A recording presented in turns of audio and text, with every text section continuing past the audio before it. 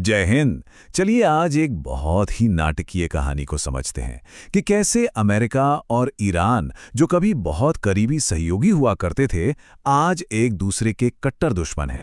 सवाल ये उठता है कि आखिर ऐसा हुआ कैसे? दुनिया के दो इतने करीबी दोस्त एक साल से भी कम में जानी दुश्मन बन गए। ये एक ऐसी पहेली है जिसने आधी सदी से दुनिया की राजनीति को उलझा कर रखा है। चलिए इसी पहेली को सुलझाते हैं। तो इस कहानी की शुरुआत होती है दोस्ती से। एक ज़माने में शाह रज़ा पहलवी के दौर में अमेरिका और ईरान के रिश्ते बहुत ही मजबूत हुआ करते थे। मतलब उनकी मिसाल दी जाती थी और ये दोस्ती ये टिकी हुई थी तेल और पावर पर।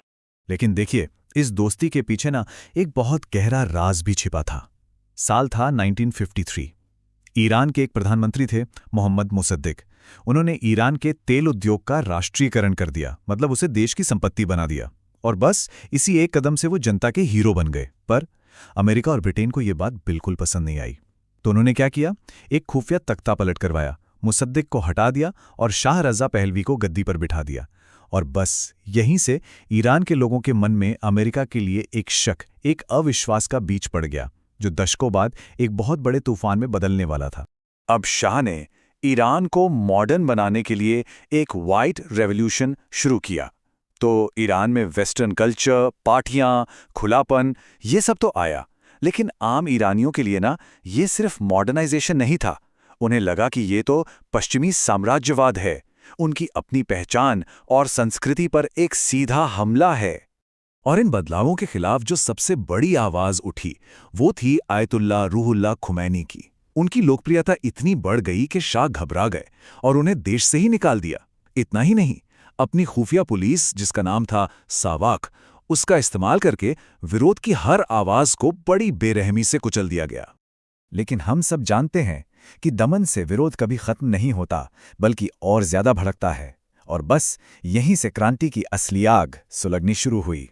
और यहां से घटनाएं बहुत तेजी से बदलने लगती हैं। 8 सितंबर 1978, इतिहास में इसे ब्लैक फ्राइडे के नाम से जाना जाता है। इस दिन शाह की सेना ने प्रदर्शनकारियों पर सीधे गोलियां चला दीं। इस नरसंहार ने विपक्ष को और भी ज्यादा मजबूत कर दिया।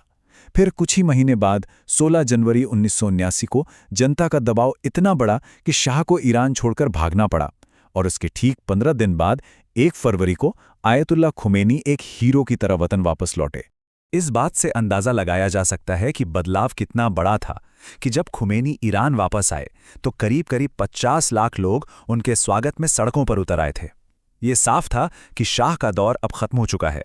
तो क्रांति तो हो गई, लेकिन अब वो घटना होने वाली थी जो अमेरिका ईरान संबंधों को हमेशा हमेशा के लिए तोड़ने वाली थी। जी हां, बात हो रही है ईरानी बंधक संकट की। तो हुआ यूं कि देश से भागे हुए शाह को कैंसर हो गया। अब अमेरिकी राष्ट्रपति जिमी कार्टर ने इंसानियत के नाते उन्हें इलाज के लिए अमेरिका आने दिया। लेकिन ईरान में इस फैसले से जैसे आग ही भड़क गई। लोगों की मांग थी कि शाह को वापस लाया जाए और उन पर मुकदमा चले।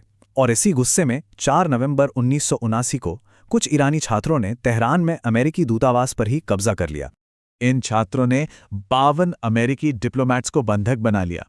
और ये संकट कोई 1-2 दिन नहीं चला, बल्कि पूरे 444 दिन तक चला। ईरान की मांग सीधी थी, शाह को हमारे हवाले करो। जवाब में अमेरिका ने क्या किया? ईरान की $12 बिलियन की संपत्ति फ्रीज कर दी।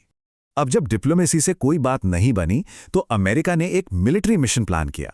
और यह मिशन किसी हॉलीवुड फिल्म से कम नहीं था। एक बहुत ही साहसी लेकिन आखिर में एक विनाशकारी मिशन साबित हुआ। प्लान बड़ा कॉम्प्लेक्स था।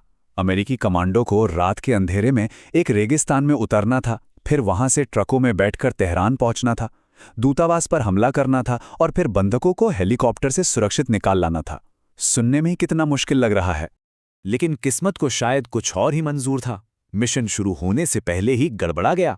कुल 8 हेलीकॉप्टर भेजे गए थे, जिनमें से 3 रेतीले तूफान और टेक्निकल फॉल्ट की वजह से बेकार हो गए। मिशन पूरा करने के लिए कम से कम 6 हेलीकॉप्टर चाहिए थे, लेकिन अब बचे थे सिर्फ 5। मतलब मिशन को रद्द करना पड़ा। और बात यहीं खत्म नहीं हुई।